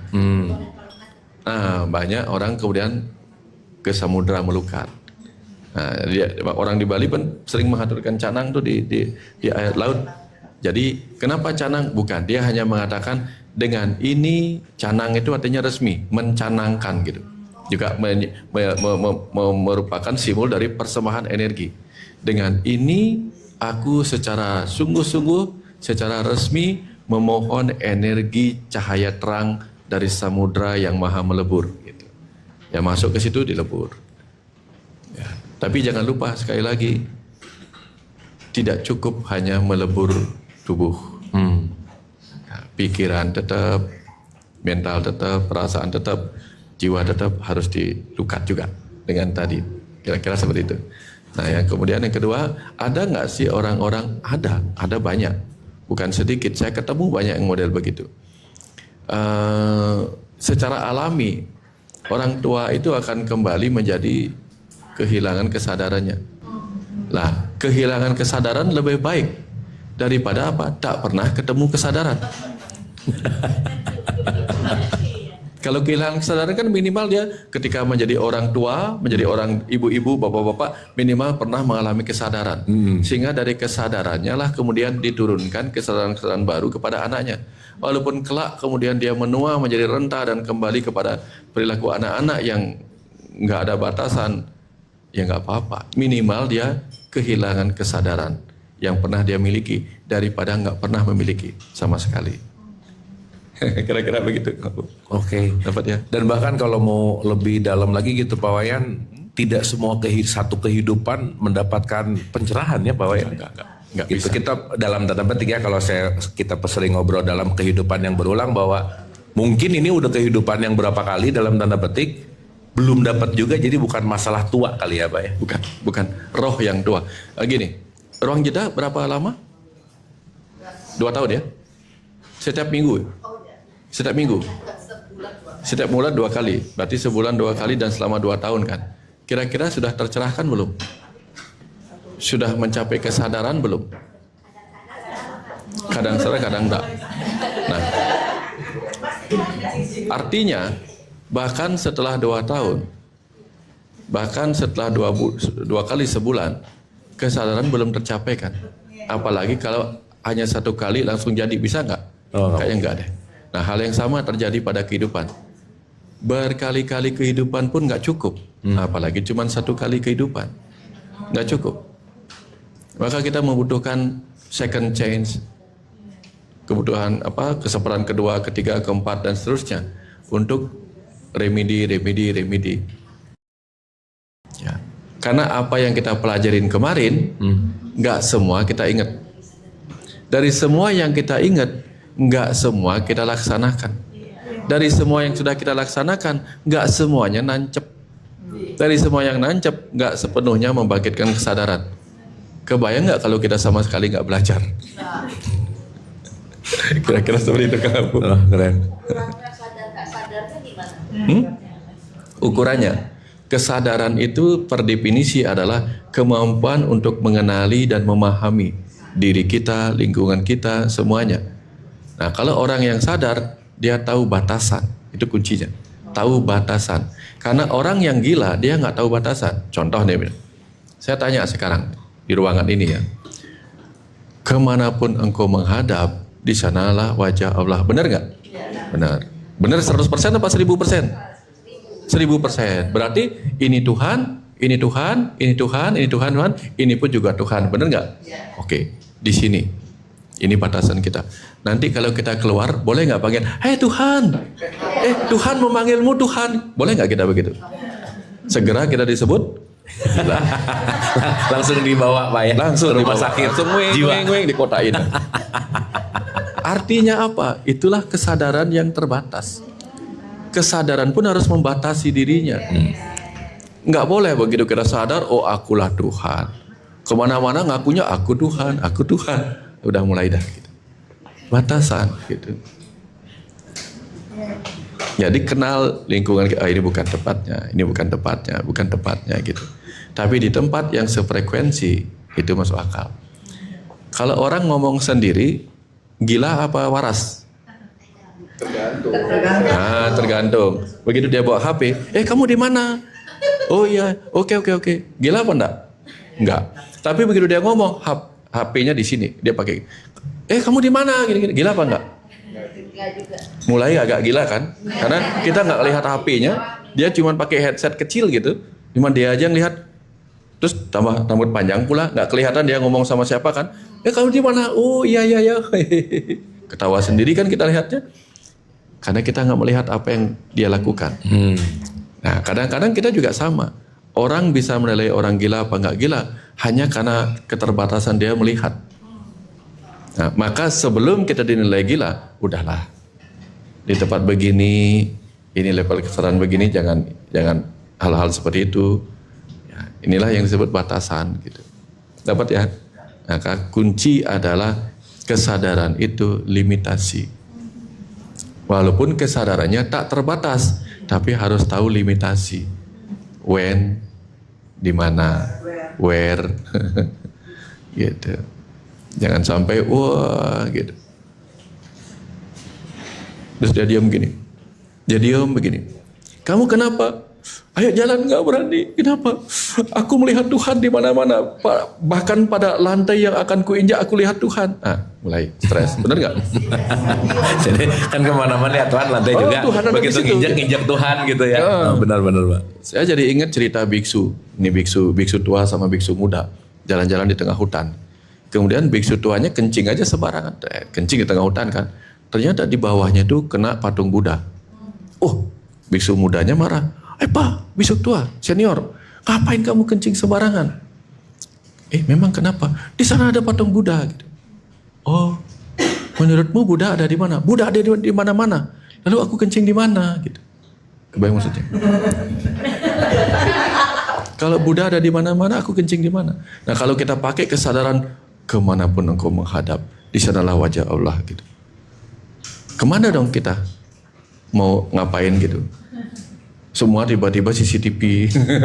Kebayang nggak maksud saya? Jalan juga nggak enak, menyentuh gitu kan? Duduk juga nggak enak. Kenapa gelisah?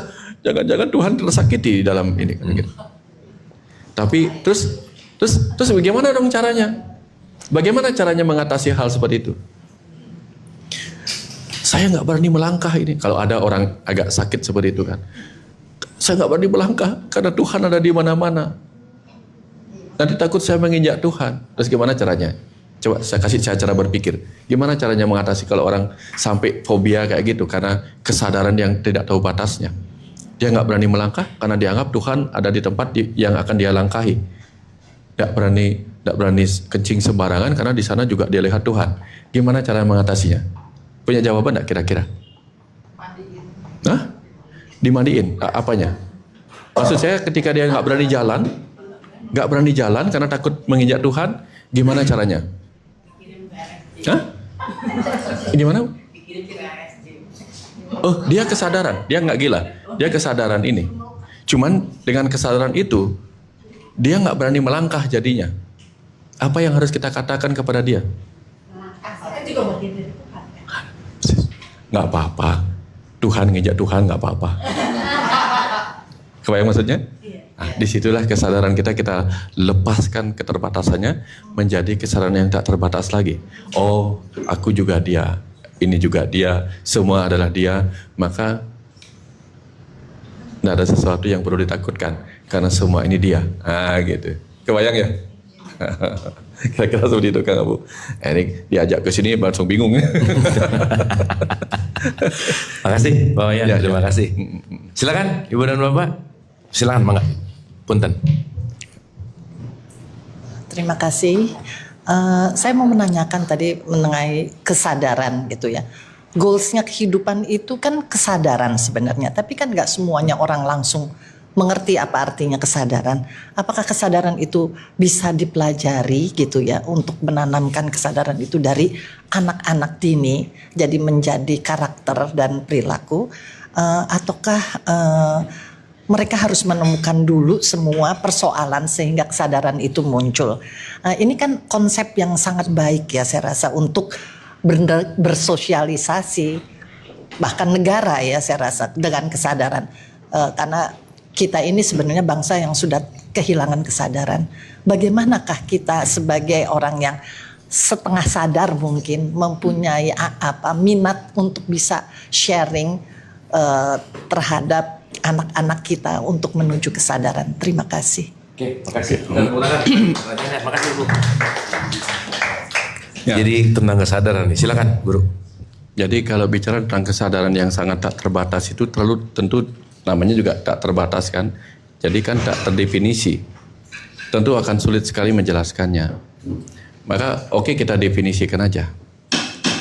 Yang tadi kan bercerita tentang kesadaran tapi dibawa kepada bernegara dan sebagainya. Itu sudah kesadaran yang terbatas. Berarti kita harus masuk ke level-level yang juga terbatas. Yaitu apa? Yang perlu kita latih adalah apa? Kesadaran sebagai anak, kesadaran sebagai murid. Bukan kesadaran yang ini, bukan kesadaran luas. Tapi apa? Kesadaran sebagai warga, kesadaran sebagai petugas keamanan, kesadaran sebagai ini. Nah, itu kesadaran peran. Kesadaran peran, kesadaran kewajiban, kesadaran posisi, kenal diri kita sebagai apa, kenal diri kita sebagai petugas apa, itu kesadaran-kesadaran. Nah, ini memang harus diajarkan di berbagai level. Tapi syaratnya adalah apa? Seorang orang tua mengajarkan kesadaran pada anaknya. Kamu harus sadar dirimu sebagai seorang anak. Jangan sampai kita tidak mempersiapkan diri lalu dia balik. Set. Memang ibu sudah sadar diri sebagai seorang ibu, bapak sudah sadar diri sebagai orang tua, langsung kita akan tersentak. Nah, semua harus dimulai dari diri kita. Kalau kita bicara tentang kesadaran dia sebagai pemerintah, tapi kita lupa kesadaran kita sebagai warga, nah berbahaya. Kita nggak sadar sebagai pengguna jalan, kita sadar sebagai pembayar pajak, tapi kita nggak sadar sebagai pengguna jalan juga berbahaya. Ini kesadaran dualitas. Ya. Sadar diri kita sebagai guru harus bisa baru boleh memberi kesadaran sebagai murid. Guru nggak benar, murid nggak benar, maka yang muncul apa? Guru kencing berdiri, murid kencing berlari. Itu tanda bahwa apa? Kalau ini nggak berkesadaran, ini apa lagi? Gitu. Ini nggak bisa satu-satu.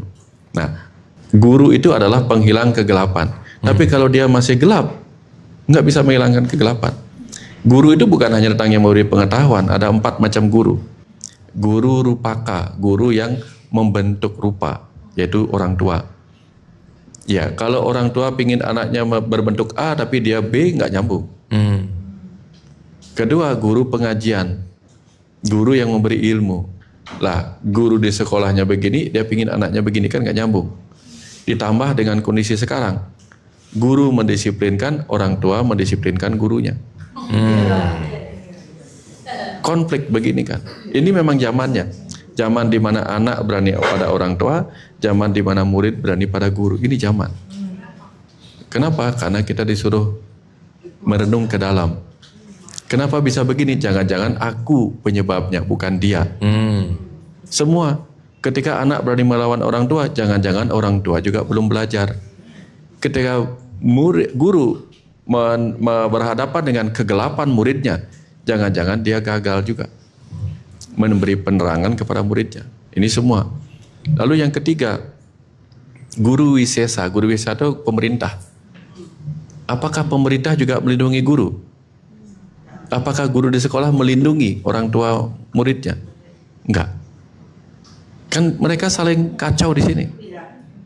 Kenapa? Mungkin juga banyak beberapa guru-guru yang terluka ketika dia menjadi anak. Benar nggak? Ketika menjadi seorang anak di rumahnya dia terluka oleh perilaku orang tuanya. Tiba-tiba dia jadi guru. Dan dia masih membawa luka itu yang belum beres. Lalu dia mengajari anak didiknya. Bagaimana dia mendidik anak muridnya? Sementara dia sendiri nggak sempat dididik dengan baik oleh orang tuanya. Karena orang tuanya juga nggak pernah mendapat didikan dirinya. Ini kekacauan terjadi. Dan itu hanya bisa dihentikan oleh siapa? Oleh yang menunjuk. Yang menunjuk. Kamu kurang ajar, maka perbaikin pada yang menunjuk. Kenapa? 1 telunjuk ke sana, 4 sisanya ke sini. Perbaikin selalu dari yang menunjuk. Gitu. Ya, itu tentang kesadaran yang itu. Tapi kalau berbicara tentang kesadaran semesta, kesadaran rohani, pernah nggak Bapak Ibu mengalami sebuah kesadaran rohani? Kesadaran jiwa. Pernah mengalami itu? Pernah mengalami momen itu? Pernah? Kapan?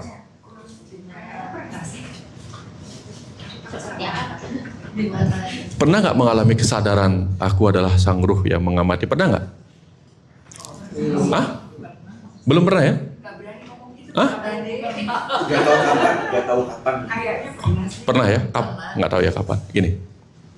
Ini tuh humble Pak Wayan, humble. Atau mungkin nggak pernah merasa aja. Karena itu pertanyaan sangat spesifik dan orang kadang-kadang itu kan suddenly atau seketika ya Pak ya. Atau karena kita menganggap itu terlalu rumit ya, sehingga kita nggak menyebutnya sederhana. Kayak jauh banget gitu Jauh ya. banget. Coba ibu gini, saya lupa namanya ibu, Bu siapa? Bu Noce. Ibu, boleh tutup mata sebentar? Tutup mata, katakan iya ketika ibu merasakan itu. Ibu bisa melihat diri ibu waktu masih TK? Masih? Ngapain? Masih ingat? Ada sesuatu yang menyenangkan diingat waktu itu? Oke. Apa yang paling diingat dari ibunya ibu waktu itu? Yang penuh kasih sayang, diapain? Masih ingat? Oke. Oke, masuk sekarang ke level waktu sekolah di SD. Waktu masuk ke level SD, masih ingat nggak sesuatu yang menyenangkan? Teman duduknya, teman bermainnya, permainan apa yang disukai waktu itu di sekolahnya. Bayangkan kembali sekolahnya itu. Udah ya? Naik sekarang ke level SMP. Masih ingat nggak hal yang paling diingat di SMP? Dapat ya? Naik ke level SMA, cinta pertamanya siapa? Dapat? Naik kemudian ketika dilamar oleh cinta yang menjadi pasangan ibu. Masih ingat? Oke. Sekarang masuk ke level di saat ini, di mana ibu melihat orang-orang yang ada di sini yang sedang bicara. Bisa membayangkannya? Oke, sekarang buka mata. Oke, saya tanya sekarang. Kesadaran yang melihat diri ibu waktu kecil sama enggak dengan kesadaran yang melihat diri ibu sekarang? Dengan yang TK, dengan SD, SMP, sama nggak? Atau ketika tiba-tiba waktu kecil ibu melihat diri ibu sebagai kesadaran kecil, apa sesuatu yang sama aja? Hah? Benar beda. Ibu melihat tubuh ibu apa melihat yang melihat itu, yang mengingat itu sama nggak? Sama. Sama. Itulah yang disebut kesadaran yang tidak pernah berubah-ubah itu. Dapat? Apa kita tiba-tiba ikut menjadi kecil ketika kita SD begini? Enggak. Kita tetap aja kesadaran yang tidak berwujud apa-apa. Yang mengingat itu, mengingat ini yang bisa. Benar nggak? Itulah kesadaran. Kesadaran yang tidak berubah, yang kekal, yang tidak beridentitas, yang tidak. Tubuhnya waktu masih SD masih ada nggak? Waktu TK masih ada nggak? SMP masih ada nggak? SMA masih ada nggak? Tapi kesadaran yang melihat itu sekarang masih ada nggak? Dapat? Itu orang gila nggak sadar berarti. Karena dengan bisa mengingat. Orang gila belum tentu bisa mengingat karena ininya nggak dapat, otaknya nggak lagi. Memori juga. Tapi kalau nggak ada user yang menggunakan memori itu, ya user itulah si kesadaran. Kebayang maksudnya? Jadi kita sebenarnya pernah mengalami itu ketika kita mengingat diri kita yang ini. Sering. Iya. Setiap saat sih. Setiap saat. Kalau dalam tradisi Islam Pak, kalau dalam tradisi Islam, yang menyaksikan semua kesadaran itu disebut musyahadah atau disebut syahadat. Penyaksi. Penyaksi. Makanya ketika di dalam nomor 1 Islam, bukan aku percaya, bukan aku beriman, aku bersaksi. Nah, Gitu. nah itulah kesadaran. Sang penyaksi. Gitu. Ya. Jadi kita sebenarnya sering mengalami itu.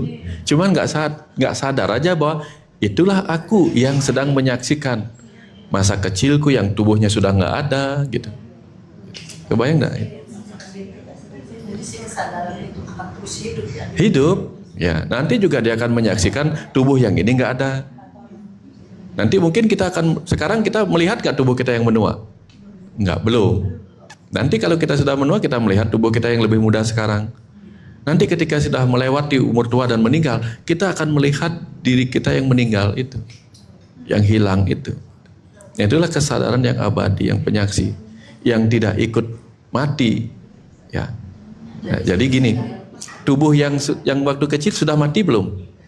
Sudah mati. Tapi kesadaran yang mengingat itu mati enggak? Enggak. Itu sama terus. Itulah yang disebut sama Kang Abu sebagai sang penyaksi itu. Apapun sebutannya gitu.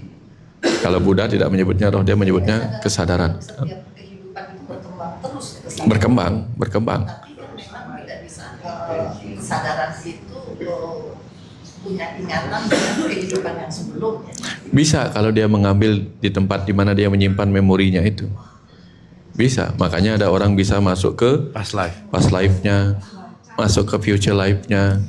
Tapi kenapa kita tidak mengingat itu? Karena tidak baik mengingat itu. Kebayang nggak kalau kita tahu sebentar lagi kita akan mati?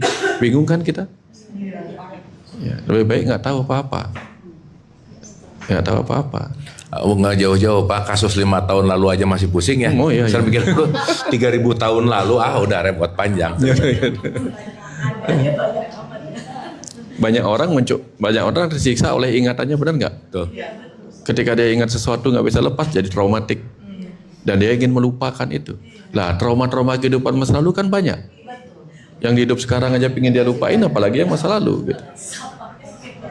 Nah, jadi dapat ya kenapa ada banyak yang nanya. Kalau reinkarnasi itu ada, kenapa saya melupakan kehidupan saya masa lalu? Padahal baru kemarinnya dia nanya, Pak, gimana cara saya melupakan hutang saya sama dia? Hutang kemarin aja pingin dia lupain, disuruh minta ingatan masa lalu pula. Gitu. Dapat ya? Ini contoh bagaimana kita, saya pernah mengalami kesadaran itu. Dan kapanpun bisa kita duduk menjadi pengamat, menjadi penyaksi, itulah kesadaran yang menyaksikan gitu. Sesederhana itu sebenarnya. Cuman karena kita melihat harus jadi serem-serem kan. Lalu sebenarnya kesadaran itu sangat mudah ya kita. Mudah-mudah. Ya. Karena kan gambaran dulu bahwa ritual-ritual itu yang membuat kita sadar. Iya. As a simple thing kira-kira. Iya. Sudah punya kesadaran. Nah, sekarang setelah kita menjadi penyaksi atas semua itu, ritual itu akan jauh lebih menyenangkan. Karena kita juga menyaksikan ritual itu sebagai momen di mana kita mempunyai ruang khusus momen khusus untuk bertemu dengan kesadaran yang lebih besar, gitu sih sebenarnya. Kesadaran sedang bertemu dengan kesadaran yang lebih besar gitu. Kesadaran yang lebih besar itu part daripada kesadaran kita atau dia adalah pencipta dari Ya, begitu kita bicara tentang kesadaran yang lebih besar, yang akan terjadi adalah apa? Unity consciousness. Kesadaran bahwa kita dengan semua ini satu kesatuan. Seapa adanya. Itu. nggak ada dendam. Sudah nggak ada. Karena apa yang kita lihat itu diri kita aja gitu. Nah, itu baru agak berproses nanti gitu. Tapi kita akan sampai di sana juga. Karena jangan lupa ya, dalam ilmu cakra paling dasar itu ada ketika terganggu orangnya tidak membumi. Tapi cakra yang paling atas dia mengalami kebijaksanaan. Tapi tepat ketika dia tercerahkan, bijaksana, lalu tidak membumi, pertanda bahwa apa? Mungkin di atasnya hidup, di bawahnya mati. Karena kalau orang yang di bawahnya hidup, dia membumi, tidak taklid, tidak didewakan, tidak berlebihan gitu. Karena apa? Dia bijaksana sekaligus membumi. Nah, berarti fix semuanya hidup. Tapi kalau dia sangat-sangat menabikan dirinya, itu berarti ininya mungkin hidup, di bawahnya mati. Cakra terbawahnya yaitu cakra yang membuat dia hadir apa adanya, seapa adanya, membumi malah hilang. Karena orang yang berkesadaran tinggi dan benar-benar sampai pada kemanapun engkau menghadap, di sana wajah Allah misalnya, yang dia lihat apa? Aku dan kau sama. Kalau aku dan kau sama, siapa yang lebih terhormat? Nggak ada. Sama-sama menghormati, itu ciri-ciri orang yang mencapai kesadaran tertinggi itu tadi. Yaitu apa? Aku melihat engkau yang sama di mana-mana. Kemanapun aku menghadap, di sanalah wajahmu. Kalau udah begitu kan, siapa yang layak tidak dihargai oleh orang yang sudah mencapai pencerahan itu? Semuanya adalah dia. Kan begitu Kang Abu ya? Mungkin ada di ayatnya, saya nggak tahu. Ada di Al-Baqarah 115. Tuh, yang seperti itu. Maka kita bisa melihat level kesadarannya sebagai di mana. Kalau bahkan dia tidak bisa mengendalikan egonya, Di situ kita tahu bahkan di level ego pun dia belum mencapai kesadaran. Tapi kalau di level yang tertinggi dia sudah mencapai kesadaran di cakra mahkota begitu. Oh, ini orangnya membumi, baik-baik. Kita banyak ketemu orang-orang begitu ya kan. Kayak Buya Syakur. Udah Down to earth banget. down to earth. Karena suka grounding gitu. Nah, itu contoh kira-kiranya. Ya, kira-kira gitu Kang Abu. Tambah. Nah, tepuk tangan Ibu dan Bapak, keren. Oke, mungkin satu pertanyaan terakhir, silakan. Ada lagi sebelum kita tutup? Udah, Ibu, mangga. Terima kasih Kang Abu dan Pak Wayan. Pak Wayan saya sering lihat YouTube Pak Wayan dengan suaranya saja, kadang-kadang isinya udah nggak dengar, suaranya aja sudah membuat adem Pak. Terima kasih banyak telah membuat inspirasi dan masukan buat kita semua untuk lebih sadar. Tapi untuk mencapai kesadaran itu kan kita kalau sudah mencapai titik nol itu ya Pak ya, dipuji kita tidak tinggi hati, dicaci kita tidak sakit hati, itu udah semua sama, semua kosong. Kita perlu belajar untuk mencapai di situ itu gimana Pak? Kan dengan harus melukat dengan tubuh yang suci dengan air suci, pikiran dengan pengetahuan suci, jiwa dengan perilaku suci. Nah itu latih berdasarkan pengalaman hidup yang kita jalani, kita ambil pelajaran sendiri, di mana ilmu yang kita ambil itu juga dari Tuhan, atau memang itu perlu dilatih Pak, dilatih belajar misalnya masing-masing dengan tubuh, pikiran dan jiwa itu perlu dilatih, atau kehidupan itu sendiri yang melatih kita dan kita bisa mengambil hikmah dan pelajaran dari situ. Kalau perlu dilatih secara ritual, bagaimana tekniknya yang harus kita lakukan? Bisa sendiri atau memang ada kelas khusus yang kita belajar untuk itu dengan belajar per kasus atau misalnya seperti itu. Karena untuk mencapai itu memang ternyata butuh pelajaran panjang kalau kita belajar sendiri ya Pak ya. Mungkin ada sekolah atau latihan khusus atau kursus atau apapun mungkin bisa buat kami belajar bagaimana untuk bisa mencapai kesadaran tertinggi itu Pak. Terima kasih. Makasih. Makasih Ibu. Kita tepuk tangan, pertanyaannya esensial banget nih, dalam. Boleh tepuk tangan dulu dong Ibu dan Bapak, semangat. Silakan Guru, ini menarik nih. Saya jadi ingat ada keluarga dulu, dia nelayan. Udah dari kecil dia nelayan. Suatu ketika dia sudah biasa nih melaut. Suatu ketika ombaknya perahunya digulung sama ombak, baru berangkat, cebuk langsung jatuh dan dia tenggelam dan meninggal. Ternyata usut punya usut. Selama dia menjadi nelayan dia nggak pernah bisa berenang. Dia selamat karena terus bisa berada di atas perahunya. Tapi begitu alam membuat dia jatuh dari perahunya, dia tenggelam karena dia nggak pernah berenang. Dan dia lupa bahwa tempat berlatih sebagai seorang nelayan di mana? Di lautan. Karena apa? Setiap hari nggak pernah ada ombak yang sama.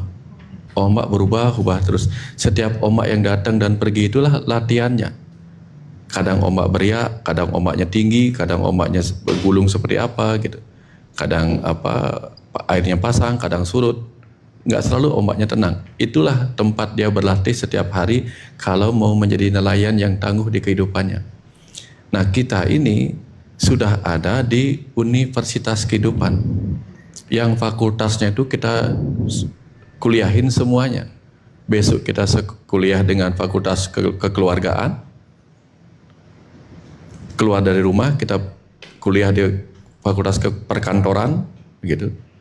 Pergi ke pasar, kuliah di pemasaran. Jadi kita setiap saat bertemu dengan pelajaran-pelajaran kita. Jadi apakah ada sekolah khususnya? Sudah disiapin sekolah khusus untuk masing-masing orang. Itu apa? Tempat di mana dia mengarungi samudera kehidupannya masing-masing. Seorang dokter, pasien itulah guru-gurunya. Seorang yang menjadi tukang DKP, pembersih jalanan, setiap kotoran itulah pelatihnya. Orang yang menjadi driver, setiap kemacetan itulah latihan kesabarannya. Maka jarang kita ketemu driver yang lebih kurang sabar dibandingkan kita. Karena mereka tiap hari ketemu kemacetan. Kita sekali-sekali kena macet pasti jengkel. Dia udah biasa, karena udah tiap hari ketemu yang model begitu. Jadi kita ini sudah setiap hari ketemu ruang-ruang belajar kita. Pertanyaannya, kita belajar apa enggak di ruang itu? Seperti saudara saya yang nelayan itu. Lama menjadi nelayan tapi enggak belajar bagaimana seandainya keluar jatuh dari perahunya. Nah, masing-masing kita kurikulumnya sudah jelas. Yaitu apa? Kadang ketemu orang menjengkelkan gurunya, kadang ketemu orang memuji sebagai gurunya.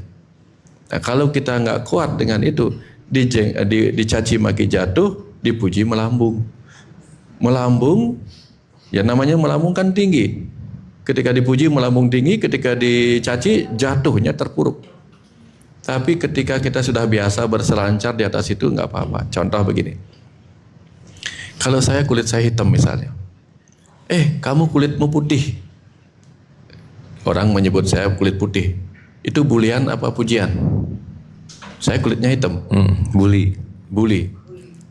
Berarti dia salah apa dia benar? Saya kulitnya hitam. Dia menyebut, kamu kulitmu putih. Dia salah apa benar? Salah. Dan itu yang saya pakai. Oh, dia salah. Dan dia memilih salah. Saya nggak merasa penting untuk mengubah dia. Itu yang pertama. Kalau saya dibully. Terus yang kedua, kamu hebat loh, gitu. Dia memuji saya, tapi saya yang tahu seberapa dalam saya tahu diri saya. Contohnya, wah kamu hebat loh, bisa baca banyak hal, tapi yang saya baca tidak semua saya ingat. Kan saya tahu batasan saya. Jadi pujian itu tidak akan melambungkan. Kenapa? Sadar diri bahwa saya nggak tahu sebanyak yang dia pikir. Kalau dia membuli saya, dia salah. Saya nggak seperti itu.